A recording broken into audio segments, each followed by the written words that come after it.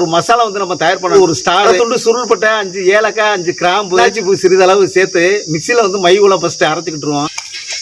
நல்லா பொடியா நல்லா அதே ஜார் சின்ன வெங்காயம் பூண்டு இஞ்சி தக்காளி பழம் பச்சை மிளகாய் புதினா கொத்தமல்லி தழை கருவேப்பிலை மிளகு சேர்த்த மசாலா கோழியுடைய கறி மட்டும் 1 கிலோட்ட இருக்கும். மசாலா மஞ்சள் தூள் மிளகாய் தூள் கலந்த தூள் தயிர் எலுமிச்சம்பழம் கடலெண்ணெய் கல்லுப்பு நேற்று மசாலா அப்படியே கலந்து வைக்கிறேன். அப்படியே மண்கடை கடலெண்ணெய் பெரிய வெங்காயம் நல்லா புண்ணரமாக நல்லா வதக்கி நாட்டுக்கோழி சேர்த்த நாட்டுக்கோழி மசாலா அப்படியே பரட்டுன்னு பரட்டுறோம். அப்படியே வேணால உப்பு சேர்த்துக்கிறேன். சேர்த்த கல் உப்பு அப்படியே நல்லா நல்லா கிண்டி விட்டு இட்லி தோசை சப்பாத்தி பரோட்டா சாதம் முக்கியமாக ரச சாதத்துக்கு கடுமையாக இருக்கும். வாசமே கடுமையாக இருக்கு. மாதிரி நல்ல கலர் வந்து நல்லா மாறணும். இப்போ அருமையான முறையில் நாக்குக்கு ருசியான அரைக்குடி செட்டிநாடு ஸ்டைலில் கோழி ட்ரை கிரேவி வந்து நம்ம தயார் பண்ணிட்டு சேனலில் புதுசாக பார்க்கக்கூடிய நண்பர்கள் தயவுசெய்து லைக் பண்ணுங்க. வணக்கம்.